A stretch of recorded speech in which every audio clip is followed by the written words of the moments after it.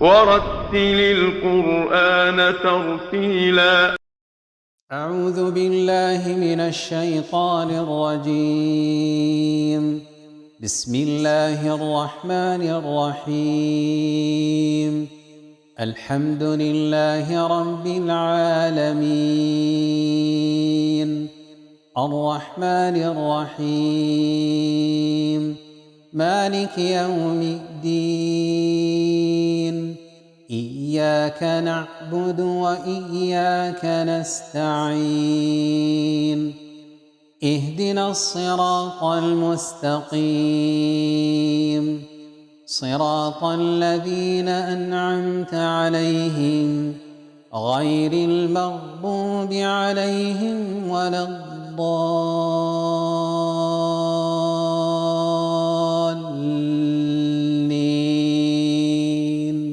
بسم الله الرحمن الرحيم. ألف لام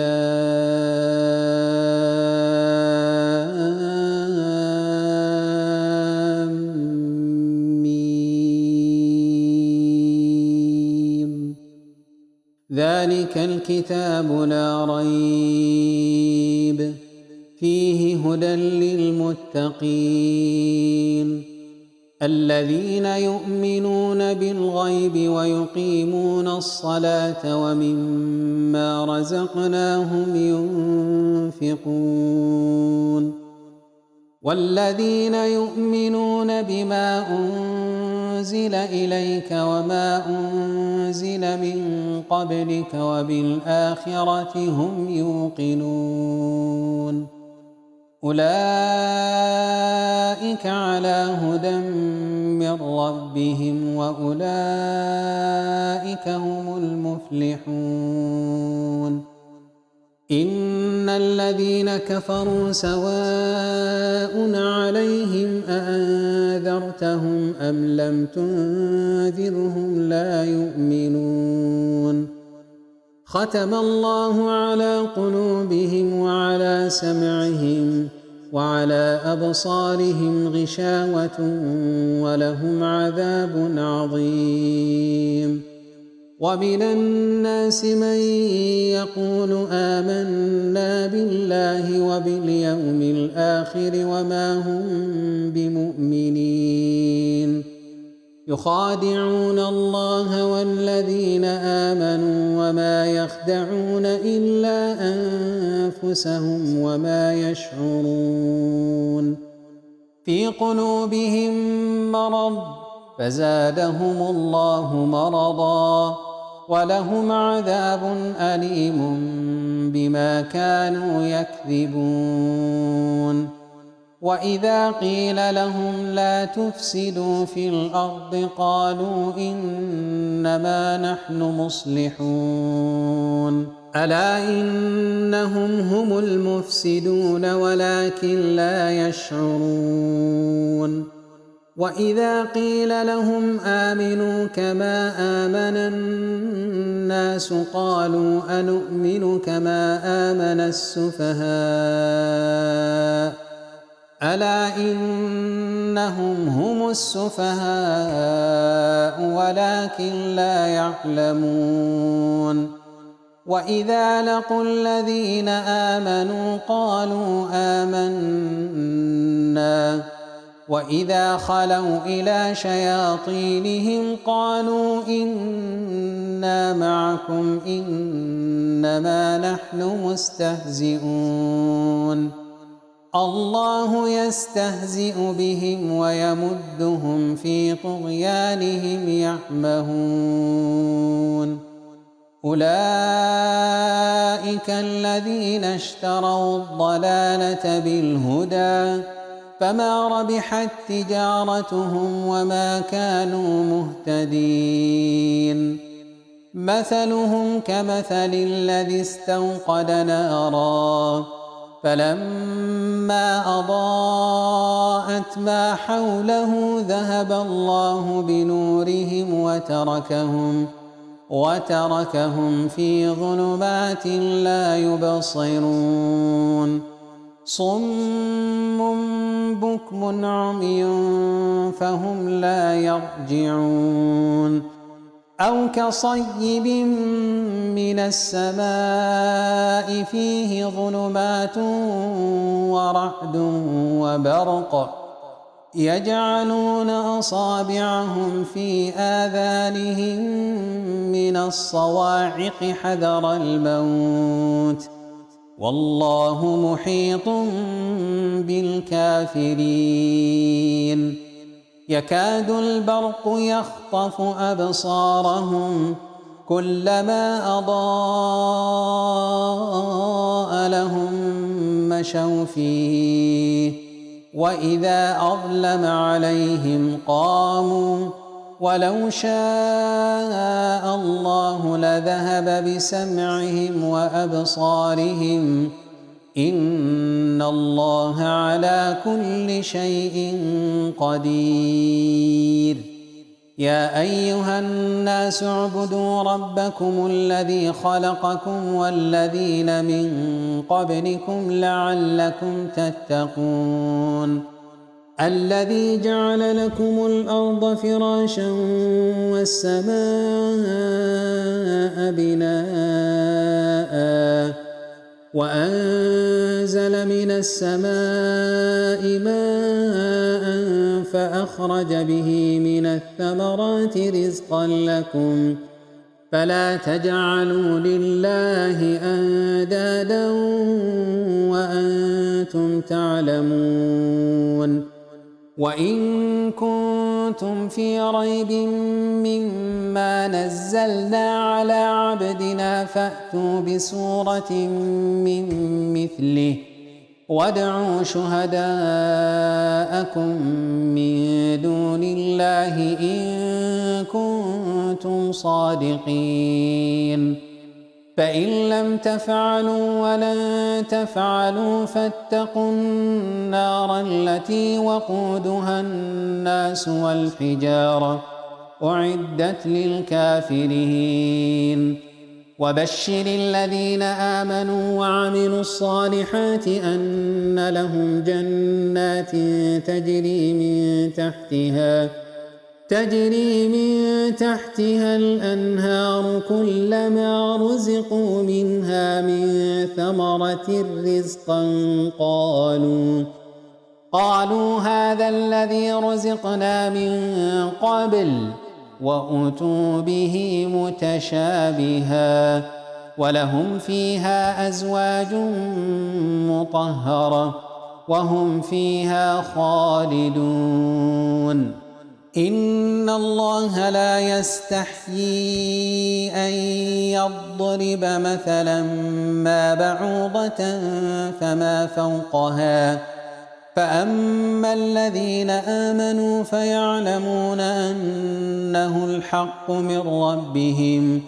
وأما الذين كفروا فيقولون ماذا أراد الله بهذا مثلا يضل به كثيرا ويهدي به كثيرا وما يضل به إلا الفاسقين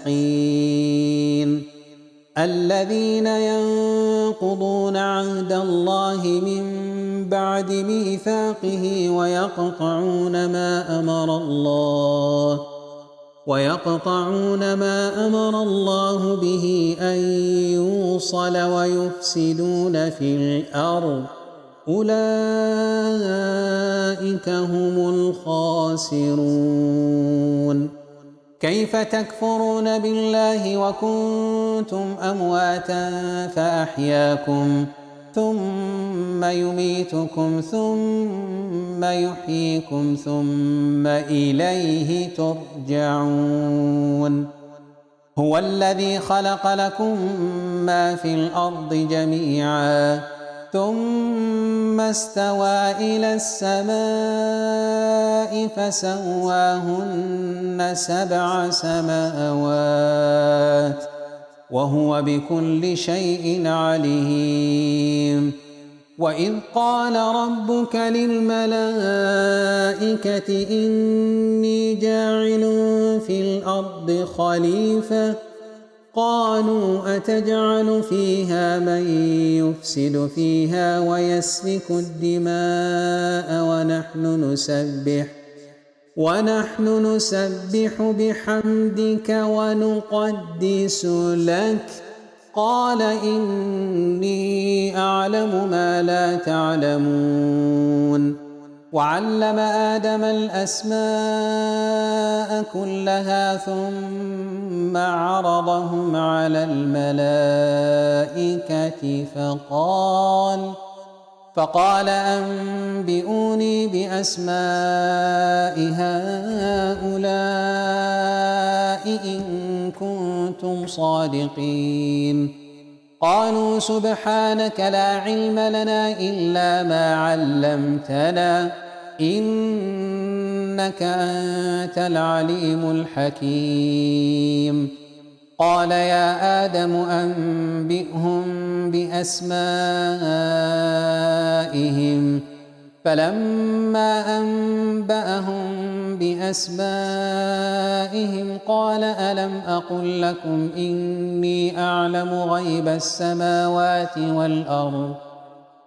ألم أقل لكم إني أعلم غيب السماوات والأرض وأعلم ما تبدون وما كنتم تكتمون وإذ قلنا للملائكة اسجدوا لآدم فسجدوا إلا إبليس أبى واستكبر وكان من الكافرين وقلنا يا آدم اسكن أنت وزوجك الجنة وكلا منها رغدا حيث شئتما ولا تقربا هذه الشجرة فتكونا من الظالمين فأزلهما الشيطان عنها فأخرجهما مما كانا فيه وقلنا اهبطوا بعضكم لبعض عدو ولكم في الأرض مستقر ومتاع إلى حين فتلقى آدم من ربه كلمات فتاب عليه إنه هو التواب الرحيم قلنا اهبطوا منها جميعا فإما يأتينكم مني هدى فمن تبع هداي فلا خوف عليهم ولا هم يحزنون والذين كفروا وكذبوا بآياتنا أولئك أصحاب النار هم فيها خالدون يا بني إسرائيل اذكروا نعمتي التي أنعمت عليكم وأوفوا بعهدي أوف بعهدكم وإياي فارهبون وآمنوا بما أنزلت مصدقا لما معكم ولا تكونوا أول كافر به ولا تشتروا بآياتي ثمنا قليلا وإياي فاتقون ولا تلبسوا الحق بالباطل وتكتموا الحق وأنتم تعلمون وأقيموا الصلاة وآتوا الزكاة واركعوا مع الراكعين أتأمرون الناس بالبر وتنسون أنفسكم وأنتم تتلون الكتاب فلا تعقلون واستعينوا بالصبر والصلاة وإنها لكبيرة إلا على الخاشعين الذين يظنون أنهم ملاقو ربهم وأنهم إليه راجعون يا بني إسرائيل اذكروا نعمتي التي أنعمت عليكم وأني فضلتكم على العالمين واتقوا يوما لا تجزي نفس عن نفس شيئا ولا يقبل منها شفاعة ولا يؤخذ منها عدل ولا هم ينصرون وإذ نجيناكم من آل فرعون يسومونكم سوء العذاب يذبحون أبناءكم ويستحيون نساءكم وفي ذلكم بلاء من ربكم عظيم وإذ فرقنا بكم البحر فأنجيناكم وأغرقنا آل فرعون وأنتم تنظرون وإذ واعدنا موسى 40 ليلة ثم اتخذتم العجل من بعده وأنتم ظالمون ثم عفونا عنكم من بعد ذلك لعلكم تشكرون وإذ آتينا موسى الكتاب والفرقان لعلكم تهتدون وإذ قال موسى لقومه يا قوم إنكم ظلمتم أنفسكم باتخاذكم العجل فتوبوا إلى بارئكم فاقتلوا أنفسكم ذلكم خير لكم عند بارئكم فتاب عليكم إنه هو التواب الرحيم وإذ قلتم يا موسى لن نؤمن لك حتى نرى الله جهرة فأخذتكم الصاعقة وأنتم تنظرون ثم بعثناكم من بعد موتكم لعلكم تشكرون وظللنا عليكم الغمام وأنزلنا عليكم المن والسلوى كلوا من طيبات ما رزقناكم وما ظلمونا ولكن كانوا أنفسهم يظلمون وإذ قلنا ادخلوا هذه القرية فكلوا منها حيث شئتم رغدا وادخلوا الباب سجدا وقولوا حطة نغفر لكم خطاياكم وسنزيد المحسنين فبدل الذين ظلموا قولا غير الذي قيل لهم فأنزلنا على الذين ظلموا رجزا من السماء بما كانوا يفسقون وإذ استسقى موسى لقومه فقلنا اضرب بعصاك الحجر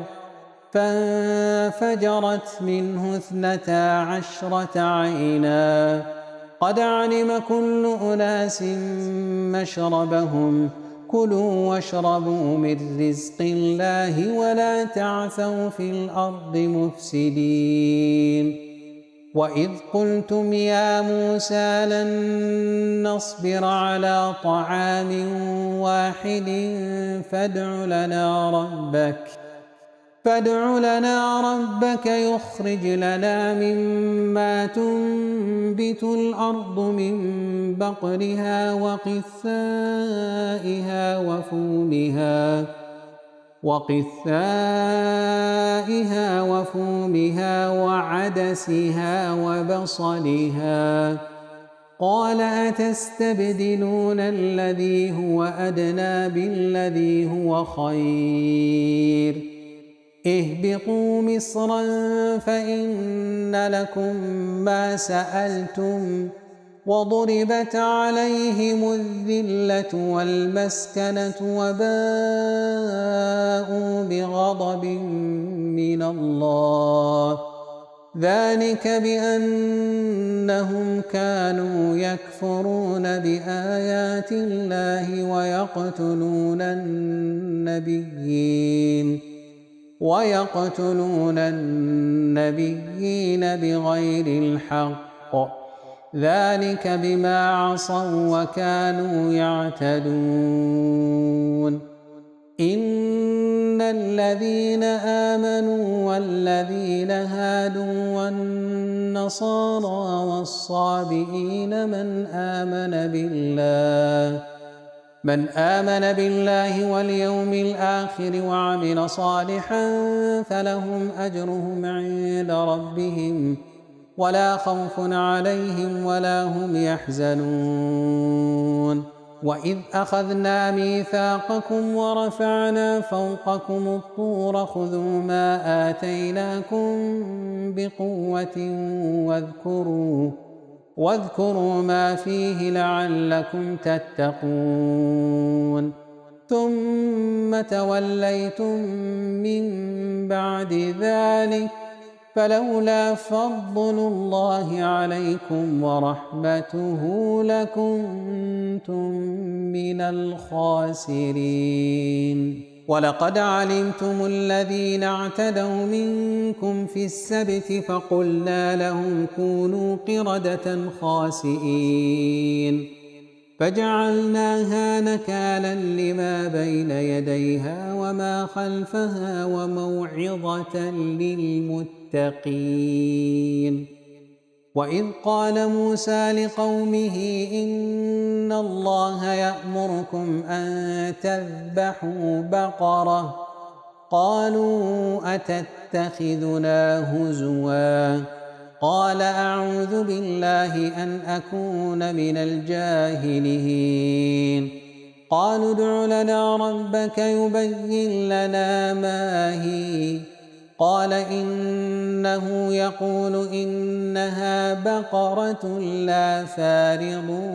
ولا بكر عوان بين ذلك فافعلوا ما تؤمرون. قالوا ادع لنا ربك يبين لنا ما لونها قال إنه يقول إنها بقرة صفراء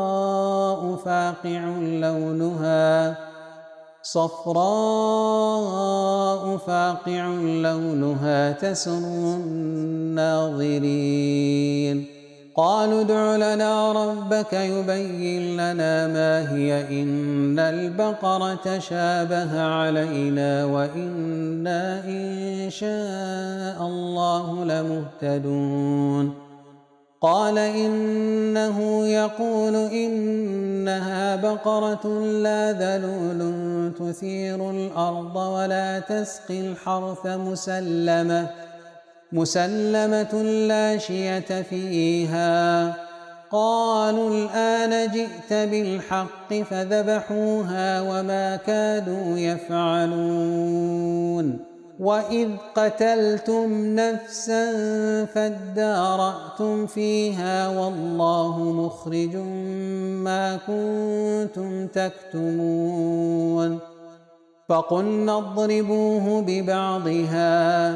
كذلك يحيي الله الموتى ويريكم آياته لعلكم تعقلون. ثم قست قلوبكم من بعد ذلك فهي كالحجارة أو أشد قسوة وإن من الحجارة لما يتفجر منه الأنهار وإن منها لما يشقق فيخرج منه الماء وإن منها لما يهبط من خشية الله وما الله بغافل عما تعملون أفتطمعون أن يؤمنوا لكم وقد كان فريق منهم يسمعون كلام الله ثم يحرفونه من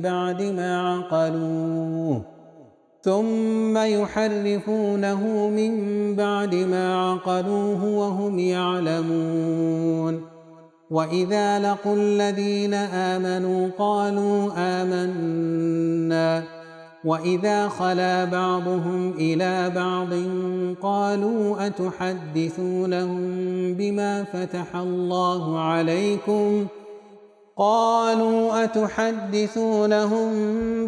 فتح الله عليكم ليحاجوكم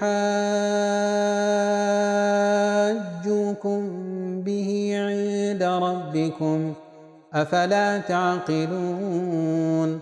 أولا يعلمون أن الله يعلم ما يسرون وما يعلنون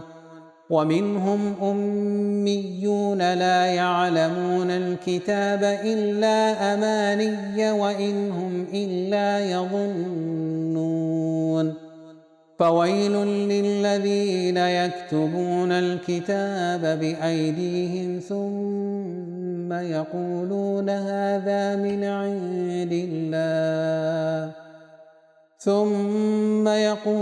هذا من عند الله ليشتروا به ثمنا قليلا فويل لهم مما كتبت أيديهم وويل لهم مما يكسبون وقالوا لن تمسنا النار إلا أياما معدودة قل أتخذتم عند الله عهدا فلن يخلف الله عهده أم تقولون على الله ما لا تعلمون بلى من كسب سيئة وأحاطت به خطيئته فأولئك أصحاب النار هم فيها خالدون والذين آمنوا وعملوا الصالحات أولئك أصحاب الجنة هم فيها خالدون وإذ أخذنا ميثاق بني إسرائيل لا تعبدون إلا الله وبالوالدين إحسانا وذي القربى واليتامى والمساكين وقولوا للناس حسنا وأقيموا الصلاة وآتوا الزكاة ثم توليتم إلا قليلا منكم وأنتم معرضون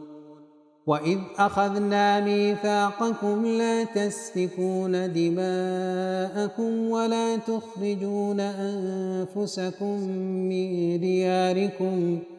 ثم أقررتم وأنتم تشهدون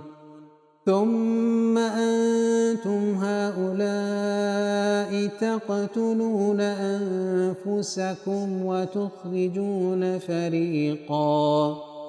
وتخرجون فريقا منكم من ديارهم تظاهرون عليهم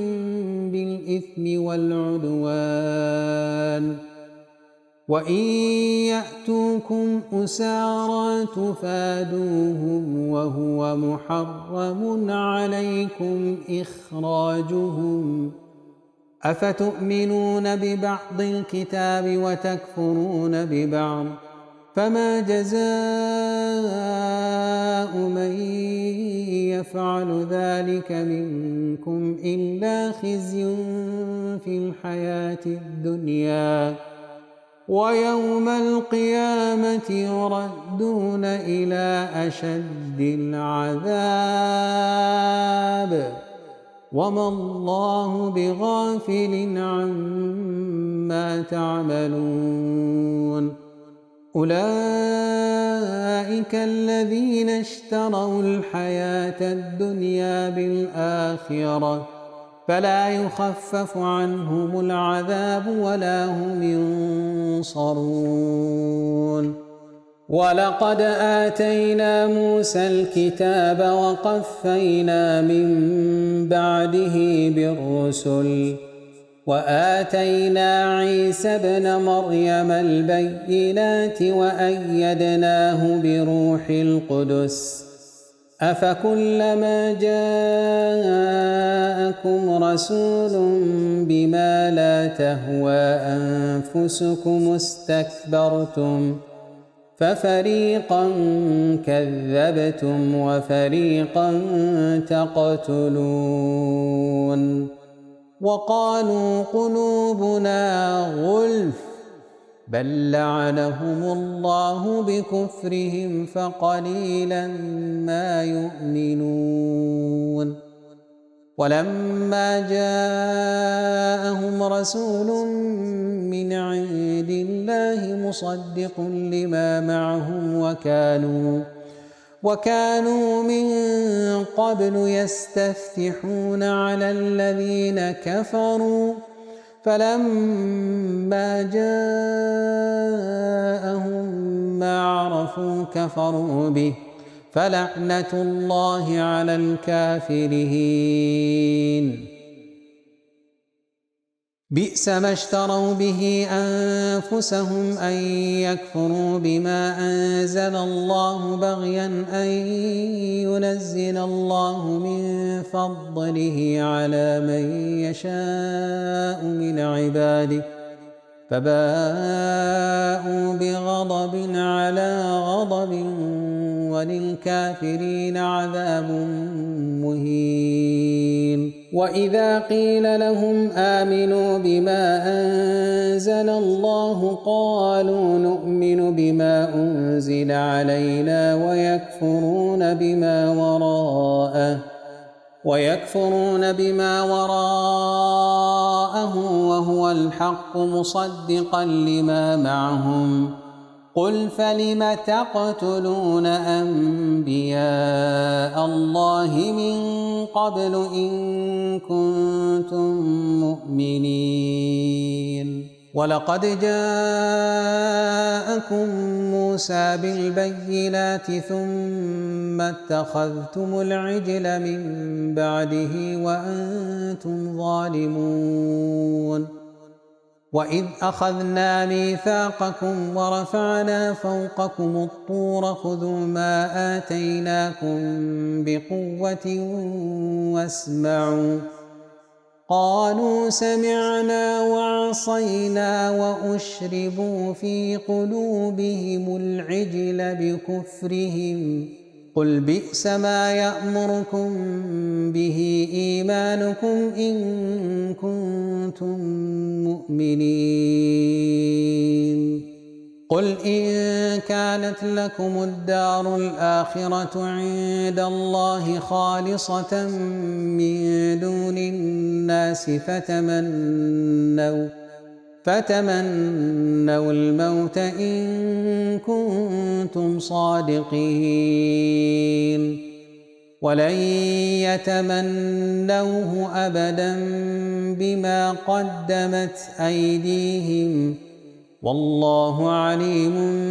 بالظالمين ولتجدنهم أحرص الناس على حياة ومن الذين أشركوا يود أحدهم لو يعمر 1000 سنة وما هو بمزحزحه من العذاب أن يعمر والله بصير بما يعملون قل من كان عدوا لجبريل فإنه نزله على قلبك بإذن الله مصدقا لما بين يديه وهدى وبشرى للمؤمنين من كان عدوا لله وملائكته ورسله وجبريل وميكال فإن الله عدو للكافرين ولقد أنزلنا إليك آيات بينات وما يكفر بها إلا الفاسقون أوكلما عاهدوا عهدا نبذه فريق منهم بل أكثرهم لا يؤمنون ولما جاءهم رسول من عند الله مصدق لما معهم نبذ فريق من الذين أوتوا الكتاب كتاب الله وراء ظهورهم كأنهم لا يعلمون واتبعوا ما تتلو الشياطين على ملك سليمان وما كفر سليمان ولكن الشياطين كفروا يعلمون الناس السحر وما أنزل على الملكين ببابل هاروت وماروت وما يعلمان من أحد حتى يقولا إنما نحن فتنة فلا تكفر فيتعلمون منهما ما يفرقون به بين المرء وزوجه وما هم بضارين به من أحد إلا بإذن الله ويتعلمون ما يضرهم ولا ينفعهم ولقد علموا لمن اشتراه ما له في الآخرة من خلاق ولبئس ما شروا به أنفسهم لو كانوا يعلمون ولو أنهم آمنوا واتقوا لمثوبة من عند الله خير لو كانوا يعلمون يا أيها الذين آمنوا لا تقولوا راعنا وقولوا انظرنا واسمعوا وللكافرين عذاب أليم ما يود الذين كفروا من أهل الكتاب ولا المشركين أن ينزل عليكم من خير من ربكم والله يختص برحمته من يشاء والله ذو الفضل العظيم ما ننسخ من آية أو ننسها نأت بخير منها أو مثلها ألم تعلم أن الله على كل شيء قدير ألم تعلم أن الله له ملك السماوات والأرض وما لكم من دون الله من ولي ولا نصير أم تريدون أن تسألوا رسولكم كما سئل موسى من قبل ومن يتبدل الكفر بالإيمان فقد ضل سواء السبيل ود كثير من أهل الكتاب لو يردونكم من بعد إيمانكم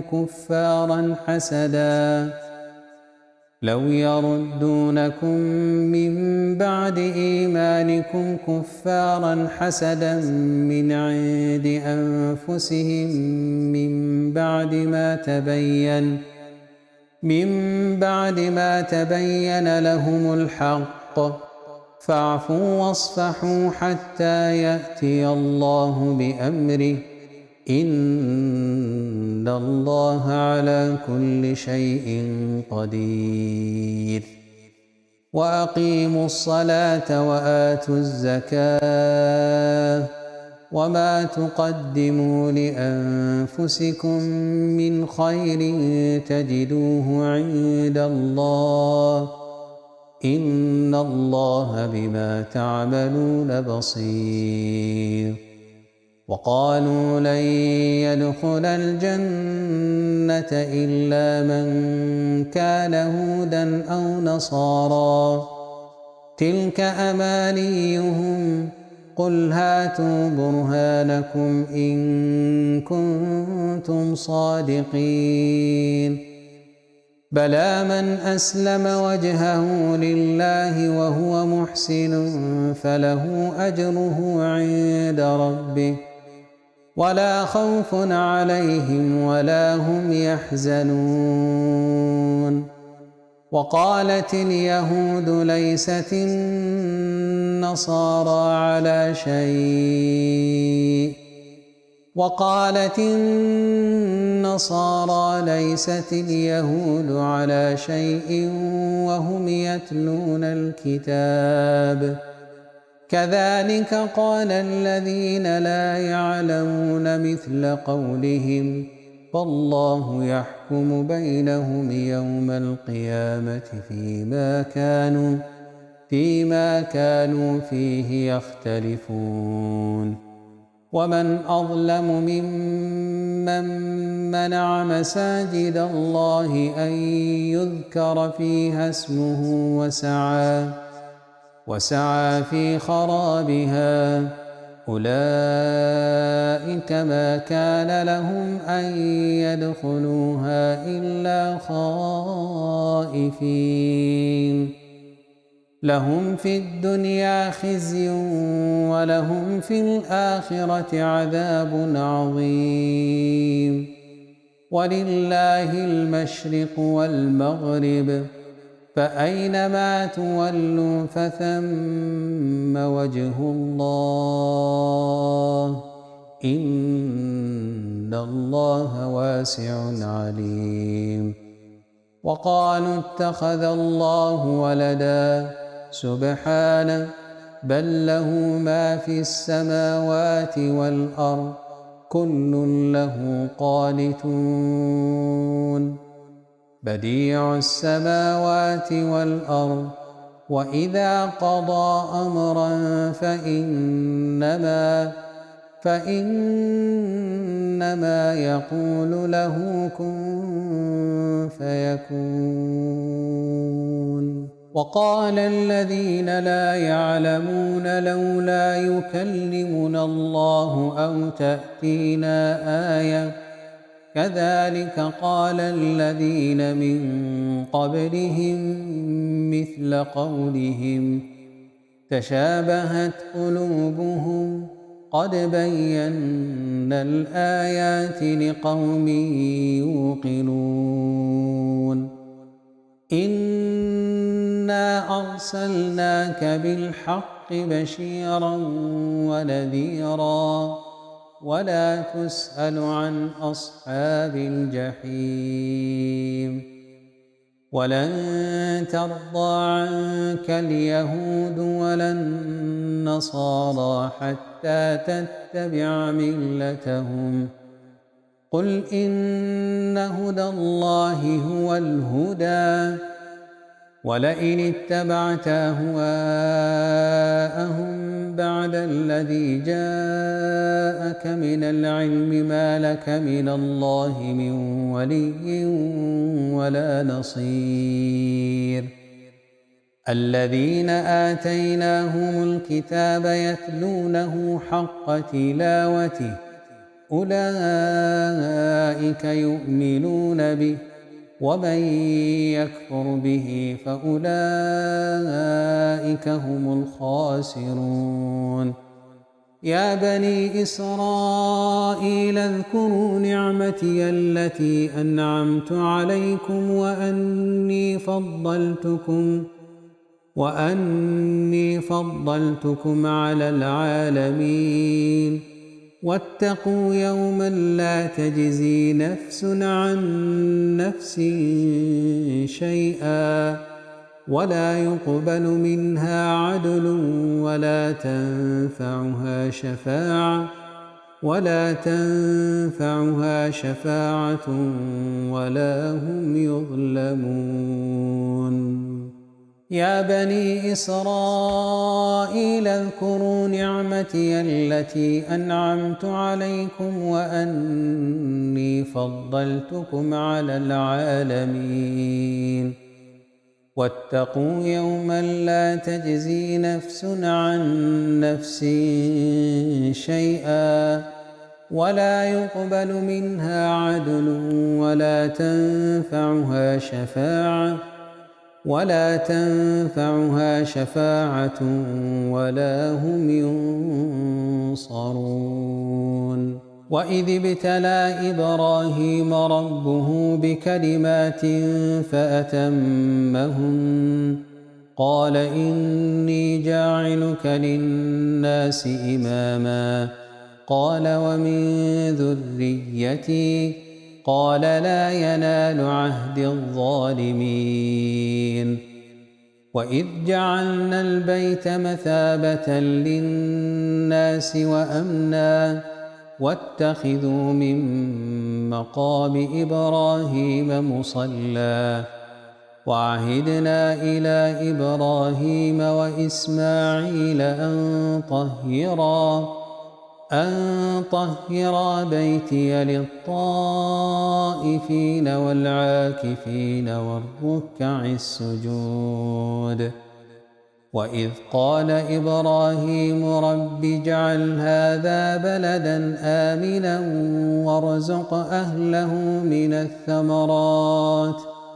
وارزق أهله من الثمرات من آمن منهم بالله واليوم الآخر قال ومن كفر فأمتعه قليلا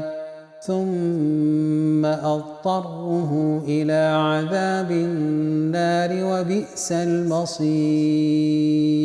وإذ يرفع إبراهيم القواعد من البيت وإسماعيل ربنا تقبل منا إنك أنت السميع العليم ربنا واجعلنا مسلمين لك ومن ذريتنا أمة مسلمة لك وأرنا مناسكنا وتب علينا إنك أنت التواب الرحيم ربنا وابعث فيهم رسولا منهم يتلو عليهم آياتك ويعلمهم الكتاب والحكمة ويزكيهم إنك أنت العزيز الحكيم ومن يرغب عن ملة إبراهيم إلا من سفه نفسه ولقد اصطفيناه في الدنيا وإنه في الآخرة لمن الصالحين إذ قال له ربه أسلم قال أسلمت لرب العالمين ووصى بها إبراهيم بنيه ويعقوب يا بني إن الله اصطفى لكم الدين فلا تموتن إلا وأنتم مسلمون. أم كنتم شهداء إذ حضر يعقوب الموت إذ قال لبنيه ما تعبدون من بعدي قالوا نعبد إلهك وإله آبائك إبراهيم وإسماعيل وإسحاق إلها واحدا ونحن له مسلمون. تلك أمة قد خلت لها ما كسبت ولكم ما كسبتم ولا تسألون عما كانوا يعملون. وقالوا كونوا هودا أو نصارى تهتدوا قل بل ملة إبراهيم حنيفا وما كان من المشركين. قولوا آمنا بالله وما أنزل إلينا وما أنزل إلى إبراهيم وإسماعيل وإسحاق ويعقوب والأسباط وما أوتي موسى وعيسى وما أوتي النبيون من ربهم لا نفرق بين أحد منهم ونحن له مسلمون. فإن آمنوا بمثل ما آمنتم به فقد اهتدوا وإن تولوا فإنما هم في شقاق فسيكفيكهم الله وهو السميع العليم. صبغة الله ومن أحسن من الله صبغة ونحن له عابدون. قل أتحاجوننا في الله وهو ربنا وربكم ولنا أعمالنا ولكم أعمالكم ونحن له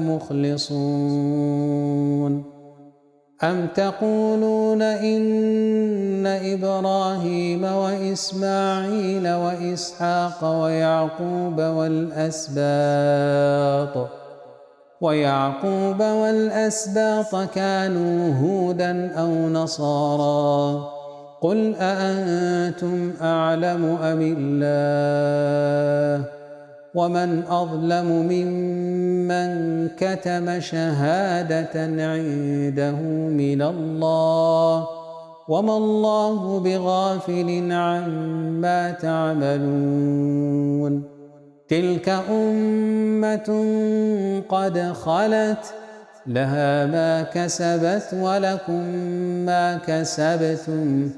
ولا تسألون عما كانوا يعملون. سيقول السفهاء من الناس ما ولاهم عن قبلتهم التي كانوا عليها قل لله المشرق والمغرب يهدي من يشاء إلى صراط مستقيم. وكذلك جعلناكم أمة وسطا لتكونوا شهداء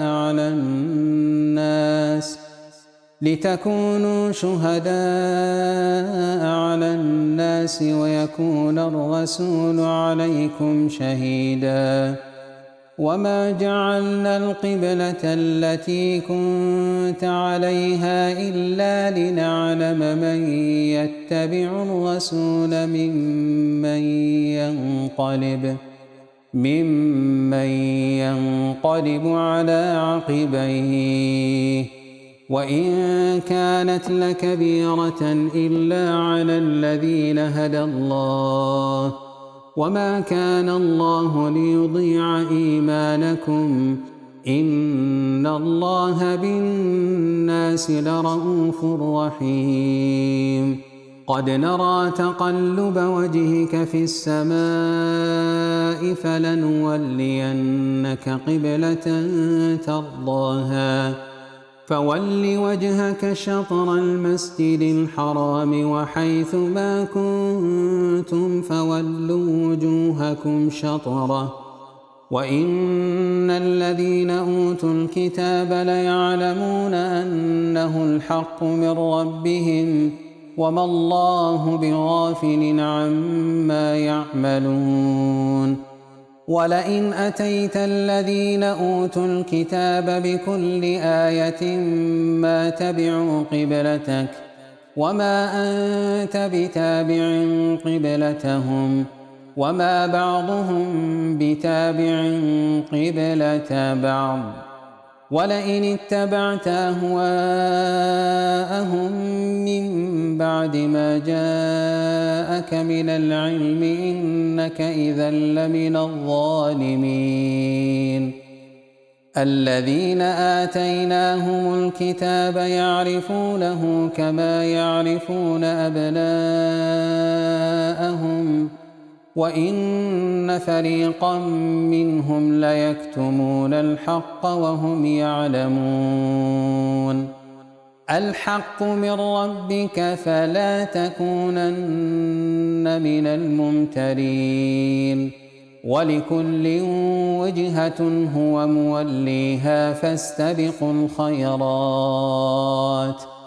أينما تكونوا يأت بكم الله جميعا إن الله على كل شيء قدير ومن حيث خرجت فول وجهك شطر المسجد الحرام وإنه للحق من ربك وما الله بغافل عما يعملون ومن حيث خرجت فول وجهك شطر المسجد الحرام وإنه للحق من ربك وما الله بغافل عما تعملون ومن حيث خرجت فول وجهك شطر المسجد الحرام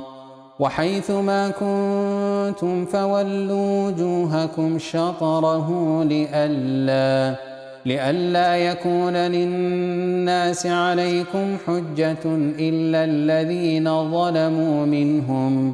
فلا تخشوهم واخشوني ولأتم نعمتي عليكم ولعلكم تهتدون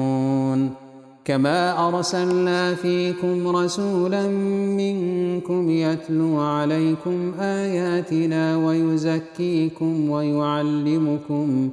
ويعلمكم الكتاب والحكمة ويعلمكم ما لم تكونوا تعلمون فاذكروني أذكركم واشكروا لي ولا تكفرون يا أيها الذين آمنوا استعينوا بالصبر والصلاة إن الله مع الصابرين ولا تقولوا لمن يقتل في سبيل الله أموات بل أحياء ولكن لا تشعرون ولنبلونكم بشيء من الخوف والجوع ونقص من الأموال والأنفس والثمرات وبشر الصابرين الذين إذا أصابتهم مصيبة قالوا إنا لله وإنا إليه راجعون أولئك عليهم صلوات من ربهم ورحمة وأولئك هم المهتدون إن الصفا والمروة من شعائر الله فمن حج البيت أو اعتمر فلا جناح عليه أن يطوف بهما ومن تطوع خيرا فإن الله شاكر عليم إن الذين يكتمون ما أنزلنا من البينات والهدى من بعد ما بيناه للناس في الكتاب أولئك يلعنهم الله ويلعنهم اللاعنون إلا الذين تابوا وأصلحوا وبينوا فأولئك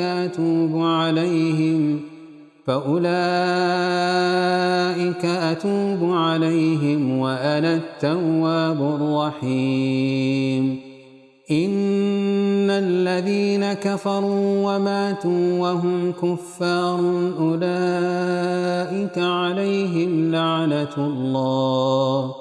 أولئك عليهم لعنة الله والملائكة والناس أجمعين خالدين فيها لا يخفف عنهم العذاب ولا هم ينظرون وإلهكم إله واحد لا إله إلا هو الرحمن الرحيم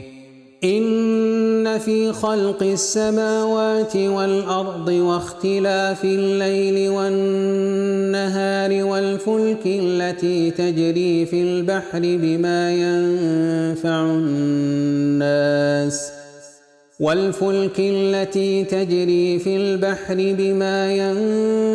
الناس وما أنزل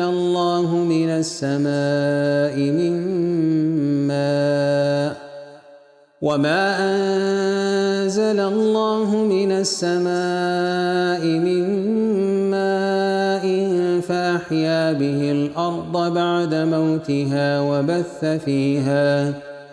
فأحيا به الأرض بعد موتها وبث فيها من كل دابة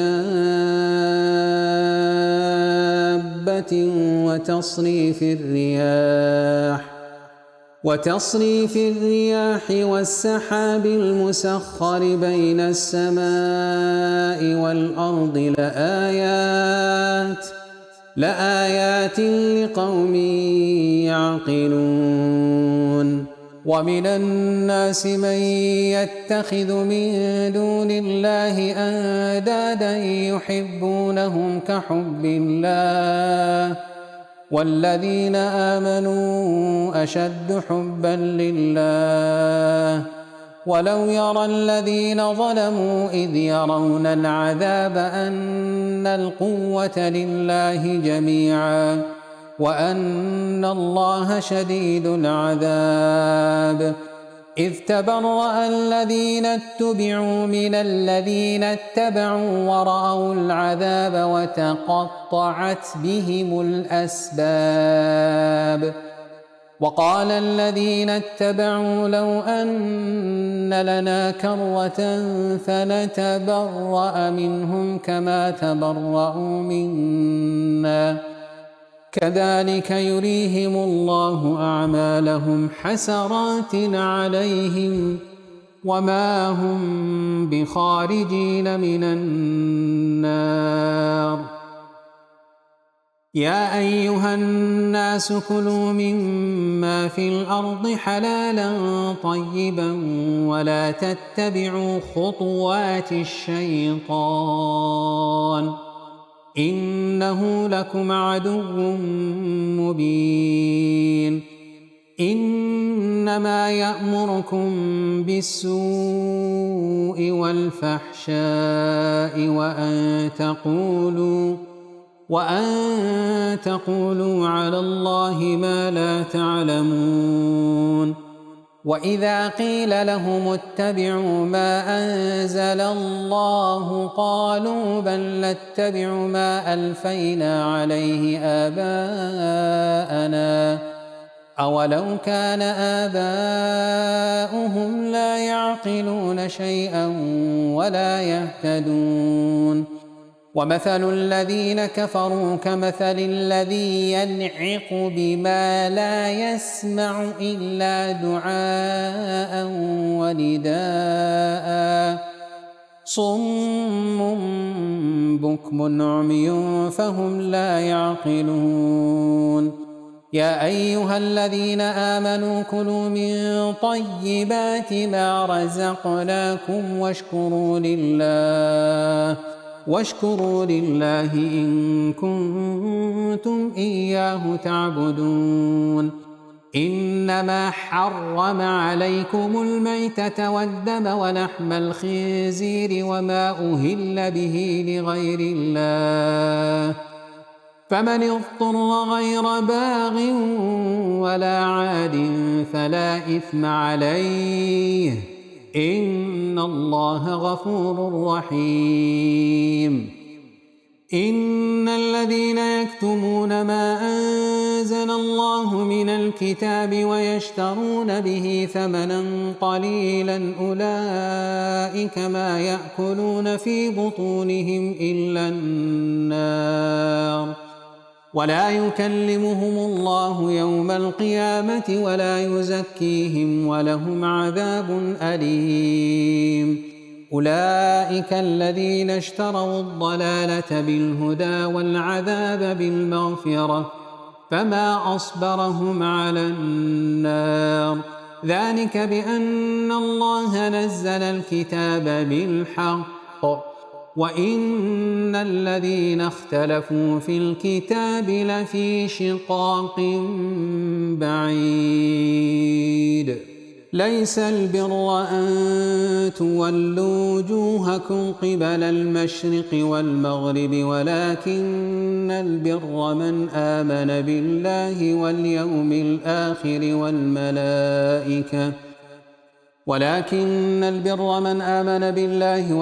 الآخر والملائكة والكتاب والنبيين وآتى المال على حبه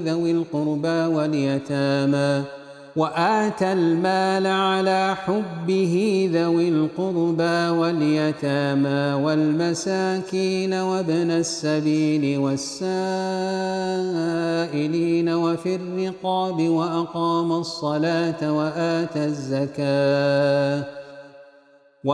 الصلاة وآتى الزكاة والموفون بعهدهم إذا عاهدوا والصابرين في البأساء والضراء وحين البأس أولئك الذين صدقوا وأولئك هم المتقون. يا أيها الذين آمنوا كتب عليكم القصاص في القتلى الحر بالحر والعبد بالعبد والأنثى بالأنثى فمن عفي له من أخيه شيء فاتباع بالمعروف وأداء إليه بإحسان ذلك تخفيف من ربكم ورحمة فمن اعتدى بعد ذلك فله عذاب أليم. ولكم في القصاص حياة يا أولي الألباب لعلكم تتقون. كتب عليكم إذا حضر أحدكم الموت إن ترك خيرا الوصية للوالدين والأقربين بالمعروف حقا على المتقين فمن بدله بعدما سمعه فإنما إثمه على الذين يبدلونه إن الله سميع عليم. فمن خاف من موص جنفا أو إثما فأصلح بينهم فلا إثم عليه إن الله غفور رحيم. يا أيها الذين آمنوا كتب عليكم الصيام كما كتب على الذين من قبلكم لعلكم تتقون أياما معدودات. فمن كان منكم مريضا أو على سفر فعدة من أيام أخر، وعلى الذين يطيقونه فدية طعام مسكين، فمن تطوع خيرا فهو خير له، وأن تصوموا خير لكم إن كنتم تعلمون. شهر رمضان الذي أنزل فيه القرآن هدى للناس وبينات من الهدى والفرقان، فمن شهد منكم الشهر فليصمه، ومن كان مريضا أو على سفر فعدة من أيام أخر، يريد الله بكم اليسر ولا يريد بكم العسر، ولتكملوا العدة ولتكبروا الله على ما هداكم ولعلكم تشكرون. وإذا سألك عبادي عني فإني قريب أجيب دعوة الداع إذا دعان، فليستجيبوا لي وليؤمنوا بي لعلهم يرشدون. أحل لكم ليلة الصيام الرفث إلى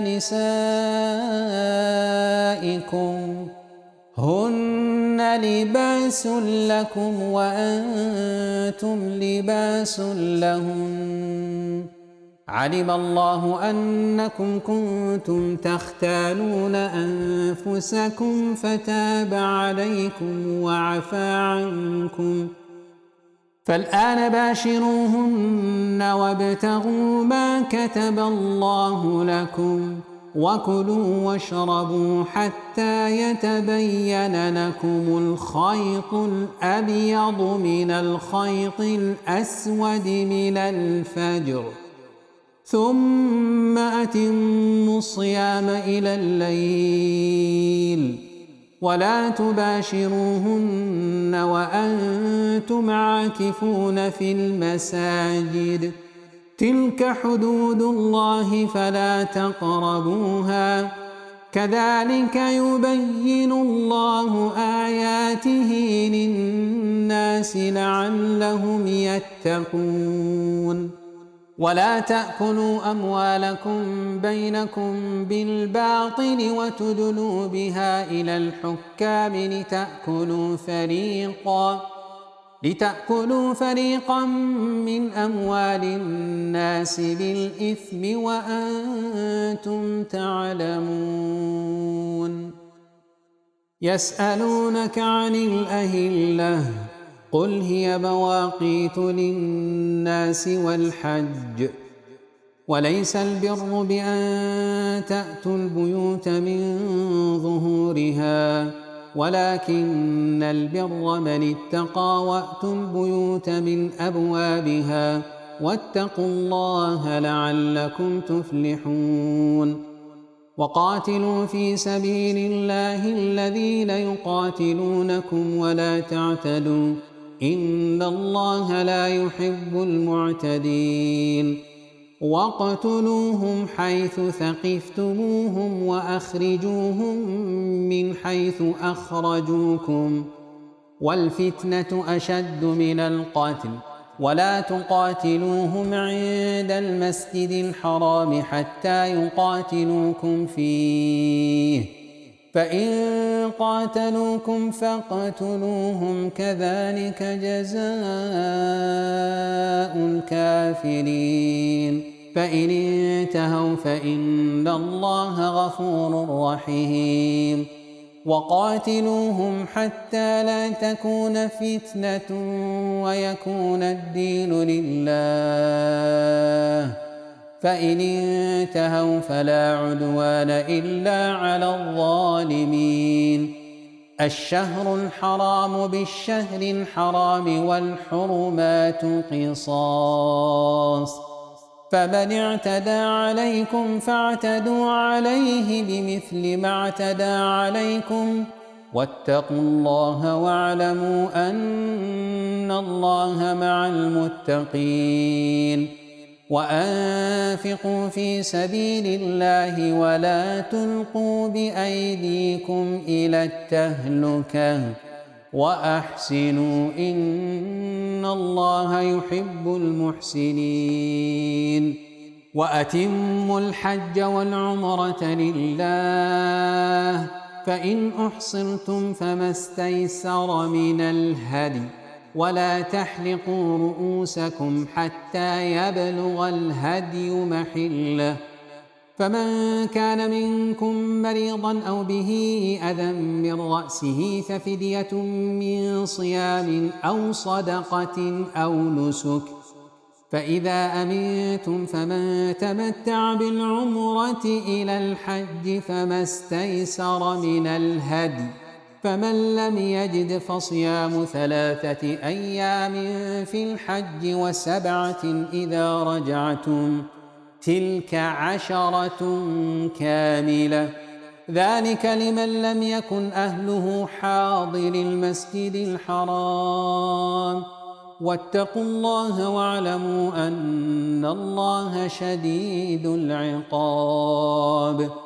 الحج أشهر معلومات، فمن فرض فيهن الحج فلا رفث ولا فسوق ولا جدال في الحج، وما تفعلوا من خير يعلمه الله، وتزودوا فإن خير الزاد التقوى، واتقون يا أولي الألباب. ليس عليكم جناح أن تبتغوا فضلا من ربكم، فإذا أفضتم من عرفات فاذكروا الله عند المشعر الحرام، واذكروه كما هداكم وإن كنتم من قبله لمن الضالين.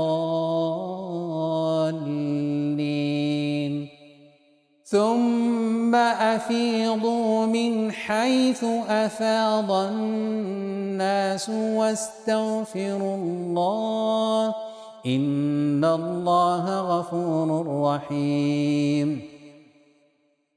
فإذا قضيتم مناسككم فاذكروا الله كذكركم آباءكم أو أشد ذكرا، فمن الناس من يقول ربنا آتنا في الدنيا وما له في الآخرة من خلاق، ومنهم من يقول ربنا آتنا في الدنيا حسنة وفي الآخرة حسنة وقنا عذاب النار. أولئك لهم نصيب مما كسبوا والله سريع الحساب. واذكروا الله في أيام معدودات، فمن تعجل في يومين فلا إثم عليه، ومن تأخر فلا إثم عليه لمن اتقى، واتقوا الله واعلموا أنكم إليه تحشرون. ومن الناس من يعجبك قوله في الحياة الدنيا ويشهد الله على ما في قلبه وهو ألد الخصام، وإذا تولى سعى في الأرض ليفسد فيها ويهلك الحرث والنسل، والله لا يحب الفساد. وإذا قيل له اتق الله أخذته العزة بالإثم فحسبه جهنم ولبئس المهاد. ومن الناس من يشري نفسه ابتغاء مرضات الله والله رءوف بالعباد. يا أيها الذين آمنوا ادخلوا في السلم كافة ولا تتبعوا خطوات الشيطان إنه لكم عدو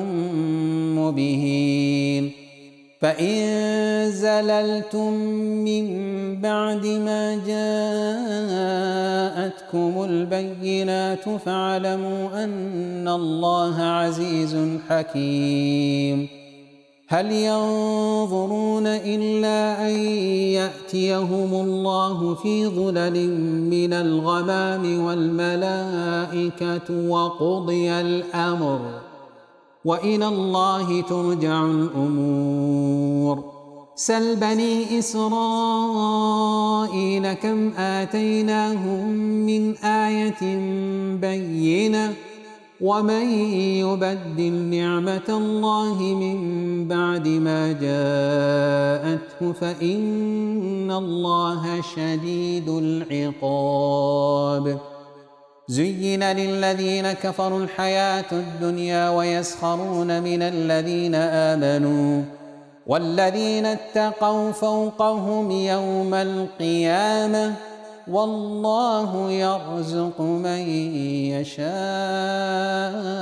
بغير حساب. كان الناس أمة واحدة فبعث الله النبيين مبشرين ومنذرين وأنزل معهم الكتاب بالحق ليحكم بين الناس فيما اختلفوا فيه وما اختلف فيه إلا الذين أوتوه من بعد ما جاءتهم البينات بغيا بينهم فهدى الله الذين آمنوا لما اختلفوا فيه من الحق بإذنه والله يهدي من يشاء إلى صراط مستقيم. أم حسبتم أن تدخلوا الجنة ولما يأتكم مثل الذين خلوا من قبلكم مستهم البأساء والضراء وزلزلوا حتى يقول الرسول والذين آمنوا معه متى نصر الله ألا إن نصر الله قريب. يسألونك ماذا ينفقون قل ما أنفقتم من خير فللوالدين والأقربين واليتامى والمساكين وابن السبيل وما تفعلوا من خير فإن الله به عليم. كتب عليكم القتال وهو كره لكم وعسى أن تكرهوا شيئا وهو خير لكم وعسى أن تحبوا شيئا وهو شر لكم والله يعلم وأنتم لا تعلمون. يسألونك عن الشهر الحرام قتال فيه قل قتال فيه كبير وصد عن سبيل الله وكفر به والمسجد الحرام وإخراج أهله منه أكبر عند الله والفتنة أكبر من القتل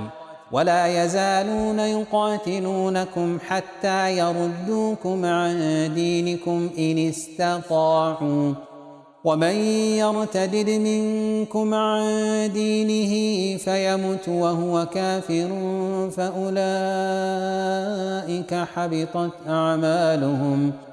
فأولئك حبطت أعمالهم في الدنيا والآخرة وأولئك أصحاب النار هم فيها خالدون إن الذين آمنوا والذين هاجروا وجاهدوا في سبيل الله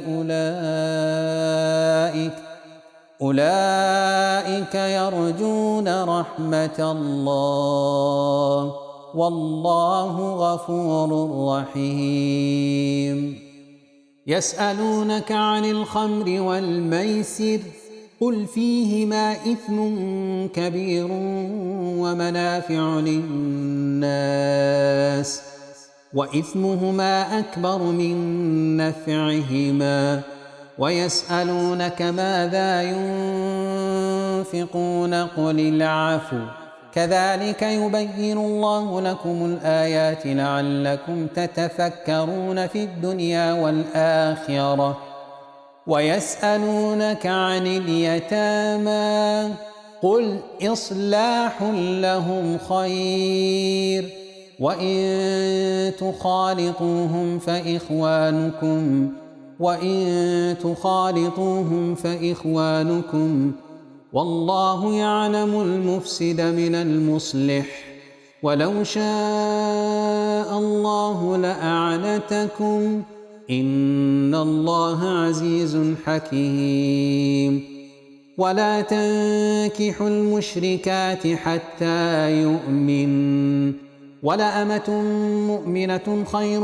من مشركة ولو أعجبتكم ولا تنكحوا المشركين حتى يؤمنوا ولعبد مؤمن خير من مشرك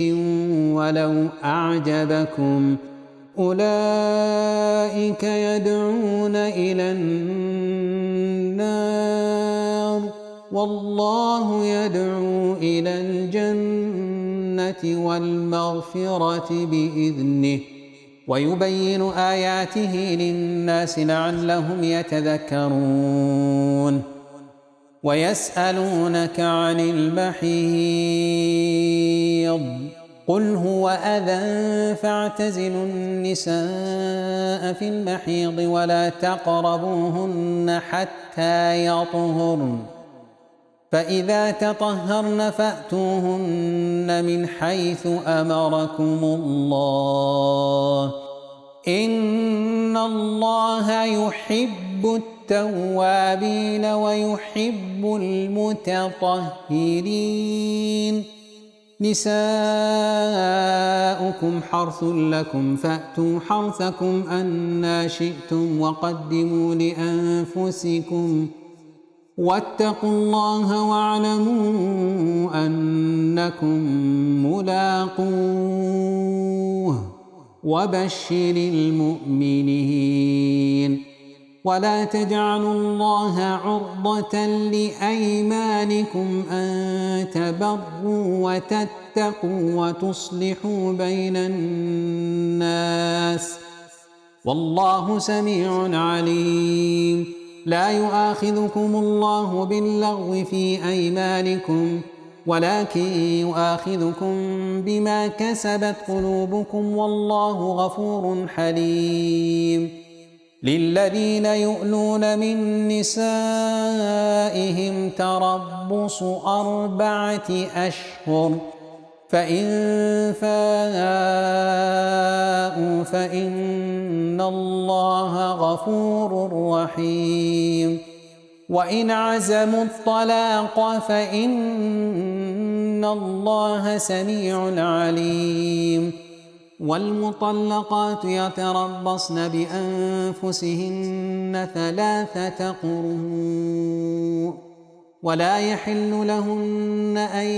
يكتمن ما خلق الله في أرحامهن إن كن يؤمن بالله واليوم الآخر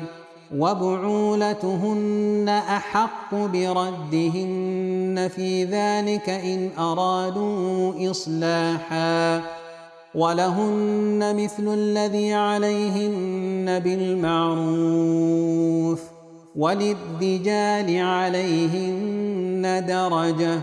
والله عزيز حكيم. الطلاق مرتان فإمساك بمعروف أو تسريح بإحسان ولا يحل لكم أن تأخذوا مما آتيتموهن شيئا إلا أن يخافا ألا يقيما حدود الله فإن خفتم ألا يقيما حدود الله فلا جناح عليهما فيما افتدت به تلك حدود الله فلا تعتدوها ومن يتعد حدود الله فأولئك هم الظالمون. فإن طلقها فلا تحل له من بعد حتى تنكح زوجا غيره فإن طلقها فلا جناح عليهما أن يتراجعا إن ظنا أن يقيما حدود الله وتلك حدود الله يبينها لقوم يعلمون. وإذا طلقتم النساء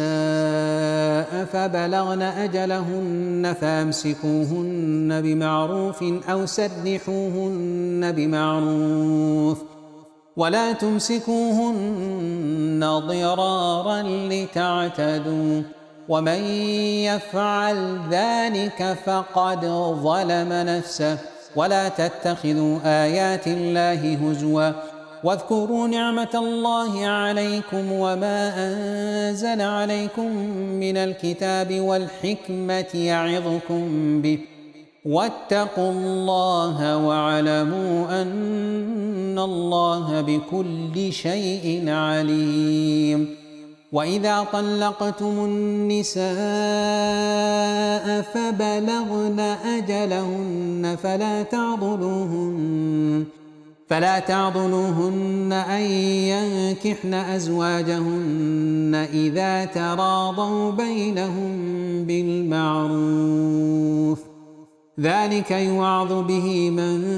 كان منكم يؤمن بالله واليوم الآخر ذلكم أزكى لكم وأطهر والله يعلم وأنتم لا تعلمون. والوالدات يرضعن أولادهن حولين كاملين لمن أراد أن يتم الرضاعة وعلى المولود له رزقهن وكسوتهن بالمعروف لا تكلف نفس إلا وسعها لا تضار والدة بولدها ولا مولود له بولده وعلى الوارث مثل ذلك فإن أرادا فصالا عن تراض منهما وتشاور فلا جناح عليهما. وإن أردتم أن تسترضعوا أولادكم فلا جناح عليكم إذا سلمتم ما آتيتم بالمعروف واتقوا الله واعلموا أن الله بما تعملون بصير. والذين يتوفون منكم ويذرون أزواجا يتربصن بأنفسهن 4 أشهر و10 فإذا بلغن أجلهن فلا جناح عليكم فيما فعلن في أنفسهن بالمعروف والله بما تعملون خبير. ولا جناح عليكم فيما عرضتم به من خطبة النساء أو أكننتم في أنفسكم علم الله أنكم ستذكرونهن ولكن لا تواعدوهن سرا إلا أن تقولوا قولا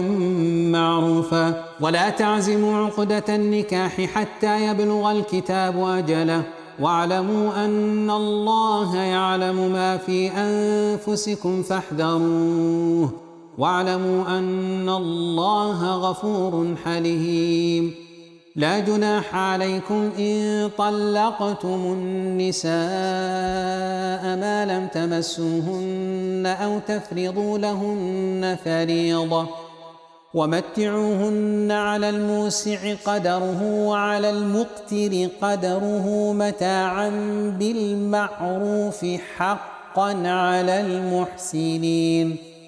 وإن طلقتموهن من قبل أن تمسوهن وقد فرضتم لهن فريضة فنصف ما فرضتم إلا أن يعفون أو يعفو الذي بيده عقدة النكاح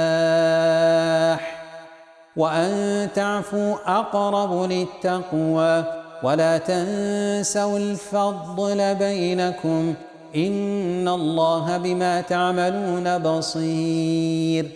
حافظوا على الصلوات والصلاة الوسطى وقوموا لله قانتين حافظوا على الصلوات والصلاة الوسطى وقوموا لله قانتين فإن خفتم فرجالا أو ركبانا فإذا أمنتم فاذكروا الله كما علمكم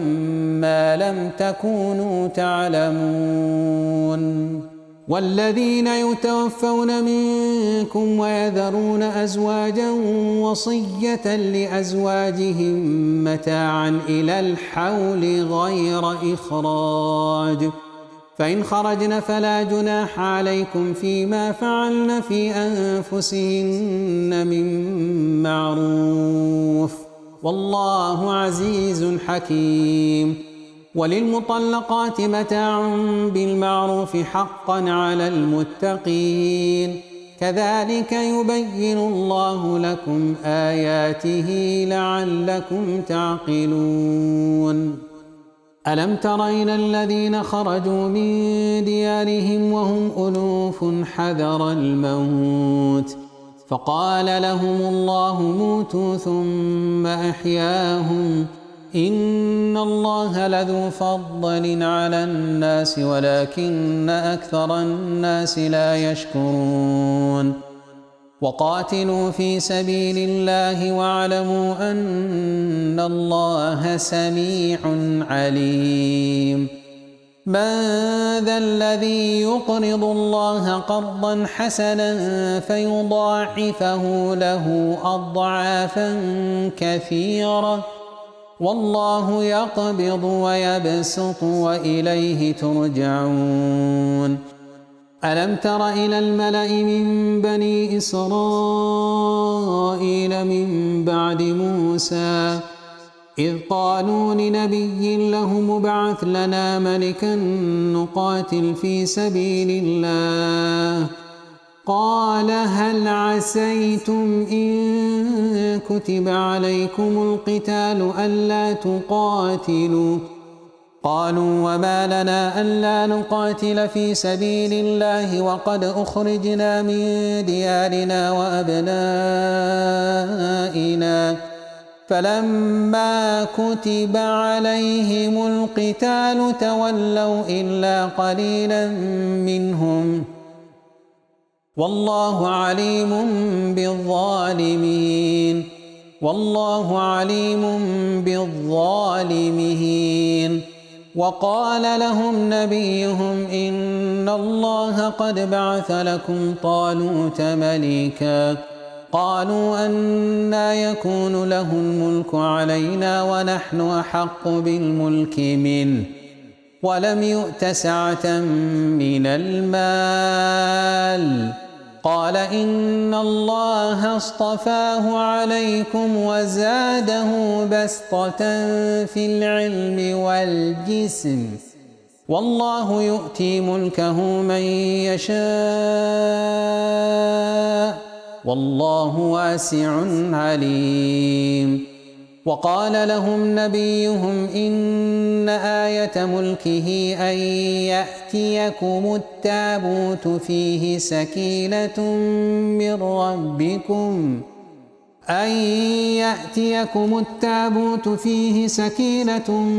من ربكم وبقية مما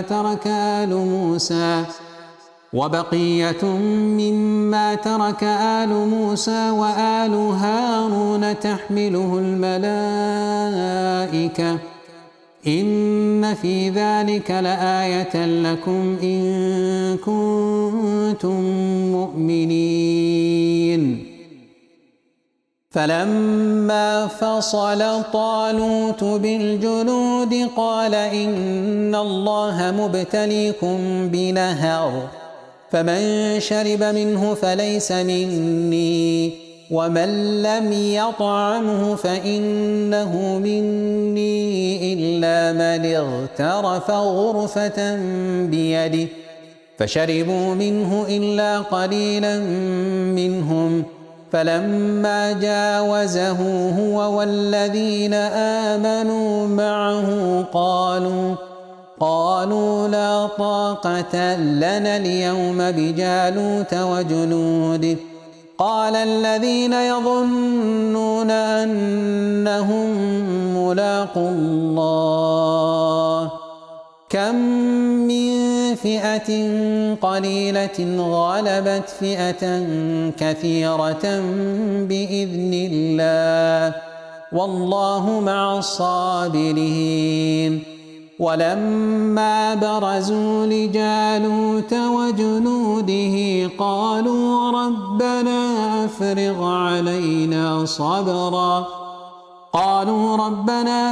علينا صبرا وثبت أقدامنا وانصرنا على القوم الكافرين. فهزموهم بإذن الله وقتل داود جالوت وآتاه الله الملك والحكمة وعلمه مما يشاء ولولا دفع الله الناس بعضهم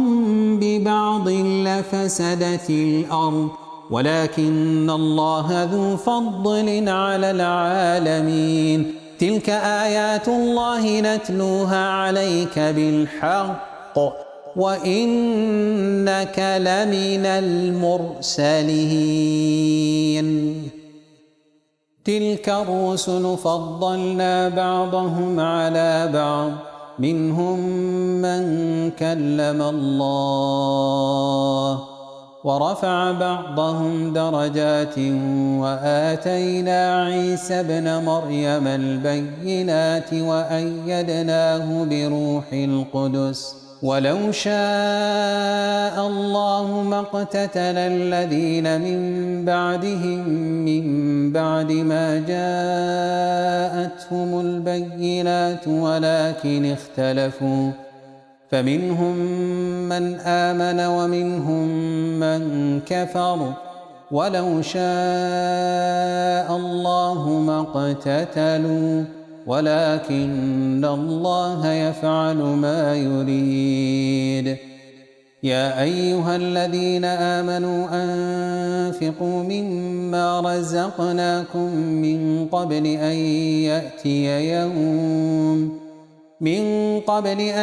يأتي يوم لا بيع فيه ولا خلة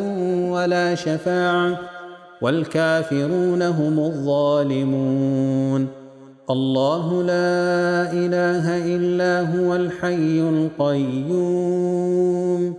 لا تأخذه سنة ولا نوم له ما في السماوات وما في الأرض من ذا الذي يشفع عنده إلا بإذنه يعلم ما بين أيديهم وما خلفهم ولا يحيطون بشيء من علمه إلا بما شاء وسع كرسيه السماوات والأرض ولا يئوده حفظهما وهو العلي العظيم لا إكراه في الدين قد تبين الرشد من الغي فمن يكفر بالطاغوت ويؤمن بالله فقد استمسك بالعروة الوثقى لا انفصام لها والله سميع عليم الله ولي الذين آمنوا يخرجهم من الظلمات إلى النور والذين كفروا أولياؤهم الطاغوت يخرجونهم من النور إلى الظلمات أولئك أصحاب النار هم فيها خالدون ألم تر إلى الذي حاج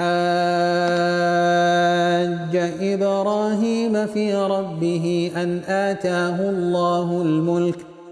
إذ قال إبراهيم ربي الذي يحيي ويميت قال أنا أحيي وأميت قال إبراهيم فإن الله يأتي بالشمس من المشرق فأت بها من المغرب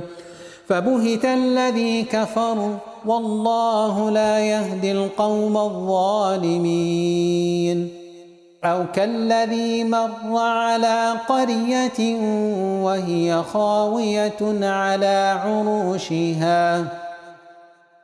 قال أنى يحيي هذه الله بعد موتها فأماته الله 100 عام ثم بعثه قال كم لبثت قال لبثت يوما أو بعض يوم قال بل لبثت 100 عام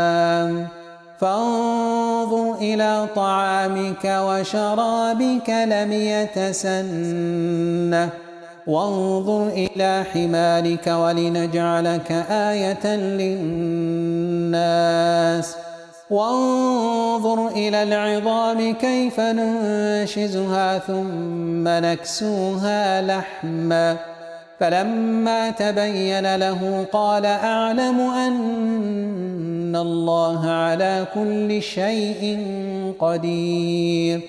وإذ قال إبراهيم رب أرني كيف تحيي الموتى قال أولم تؤمن قال بلى ولكن ليطمئن قلبي قال فخذ 4 من الطير فصرهن إليك ثم اجعل على كل جبل منهن جزءا ثم ادعهن يأتينك سعيا واعلم أن الله عزيز حكيم مثل الذين ينفقون أموالهم في سبيل الله كمثل حبة أنبتت 7 سنابل في كل سنبلة 100 حبة والله يضاعف لمن يشاء والله واسع عليم الذين ينفقون أموالهم في سبيل الله ثم لا يتبعون ما أنفقوا منا ولا أذى لهم أجرهم عند ربهم ولا خوف عليهم ولا هم يحزنون قول معروف ومغفرة خير من صدقة يتبعها أذى والله غني حليم يا أيها الذين آمنوا لا تبطلوا صدقاتكم بالمن والأذى كالذي ينفق ماله رئاء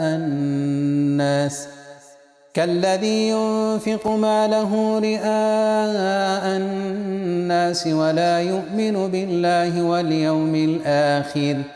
فمثله كمثل صفوان عليه تراب فأصابه وابل فتركه صلدا لا يقدرون على شيء مما كسبوا والله لا يهدي القوم الكافرين. ومثل الذين ينفقون أموالهم ابتغاء مرضات الله وتثبيتا من أنفسهم كمثل جنة بربوة أصابها وابل فآتت أكلها ضعفين فإن لم يصبها وابل فطل والله بما تعملون بصير. أيود أحدكم أن تكون له جنة من نخيل وأعناب تجري من تحتها الأنهار له فيها من كل الثمرات وأصابه الكبر وله ذرية ضعفاء فأصابها إعصار فيه نار فاحترقت كذلك يبين الله لكم الآيات لعلكم تتفكرون. يا أيها الذين آمنوا أنفقوا من طيبات ما كسبتم ومما أخرجنا لكم من الأرض ولا تيمموا الخبيث منه تنفقون ولستم بآخذيه إلا أن تغمضوا فيه واعلموا أن الله غني حميد. الشيطان يعدكم الفقر ويأمركم بالفحشاء والله يعدكم مغفرة منه وفضلا والله واسع عليم. يؤتي الحكمة من يشاء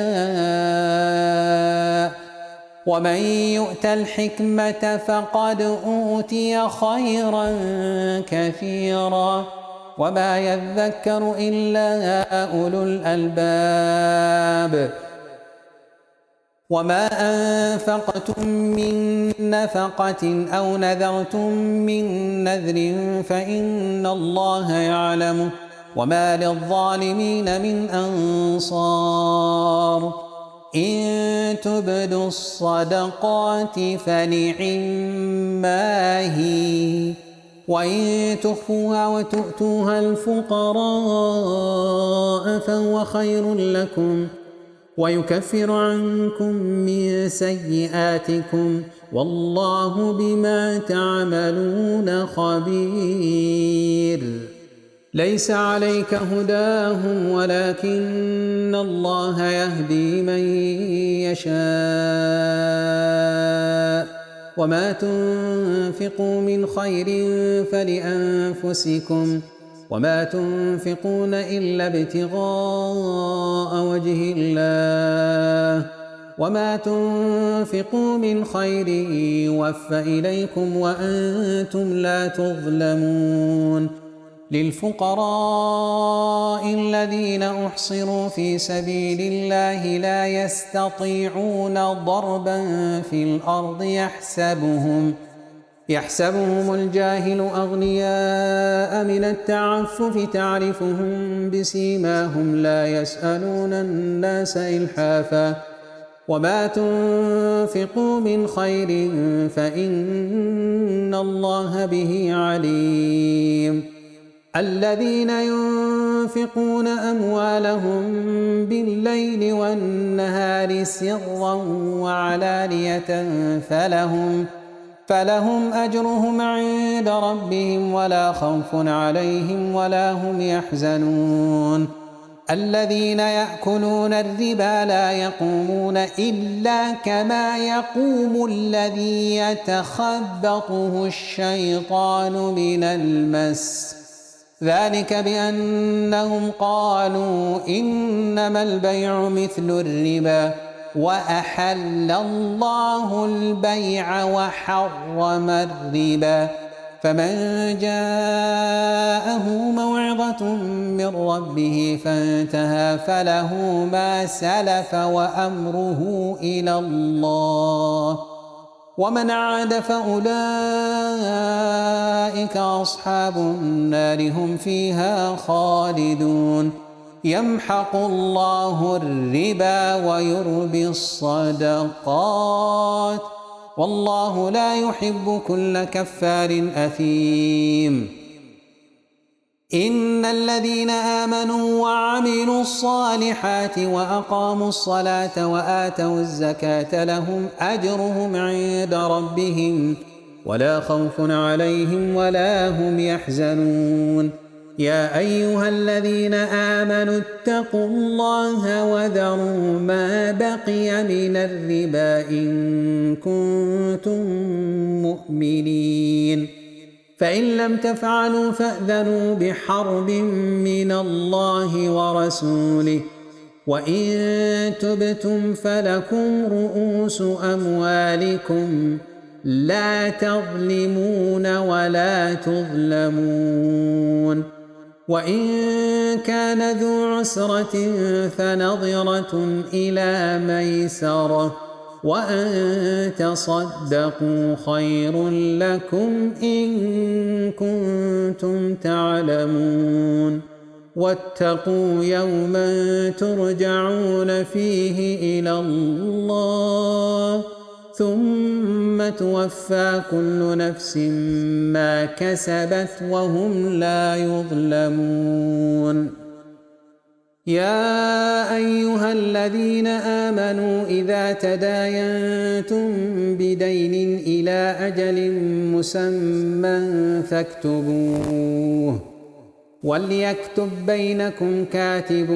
بالعدل ولا يأب كاتب أن يكتب كما علمه الله فليكتب وليملل الذي عليه الحق وليتق الله ربه ولا يبخس منه شيئا فإن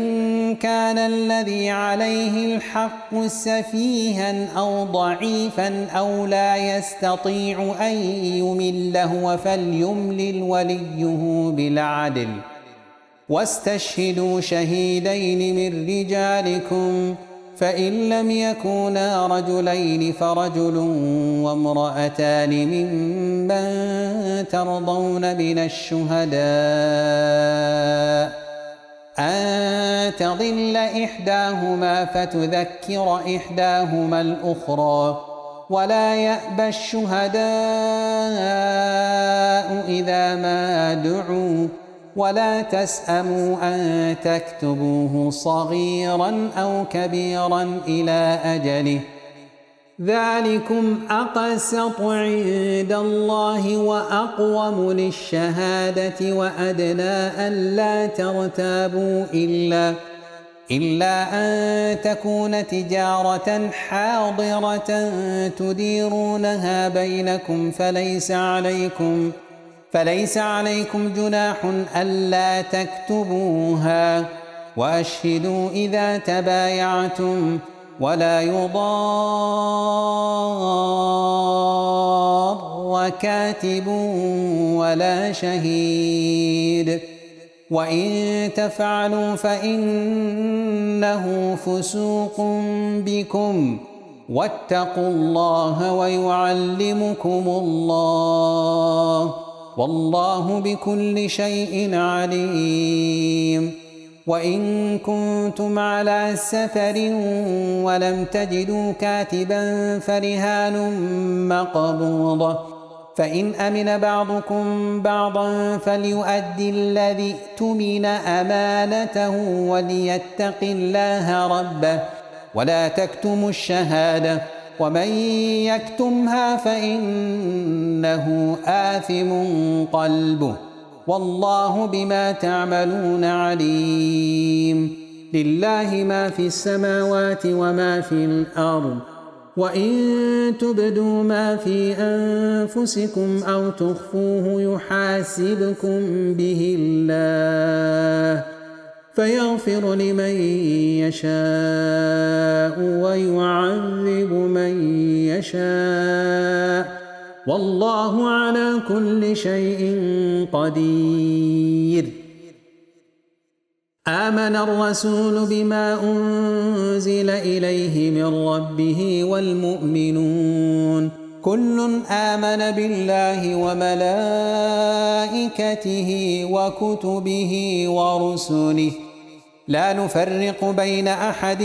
من رسله وقالوا سمعنا وأطعنا غفرانك ربنا وإليك المصير. لا يكلف الله نفسا إلا وسعها لها ما كسبت وعليها ما اكتسبت ربنا لا تؤاخذنا إن نسينا أو أخطأنا ربنا ولا تحمل علينا إصرا كما حملته على الذين من قبلنا ربنا ولا تحملنا ما لا طاقة لنا به واعف عنا واغفر لنا وارحمنا أنت مولانا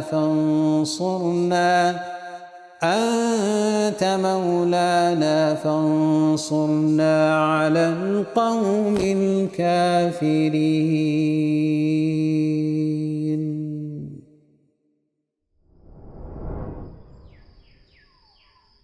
ورتل القرآن ترتيلا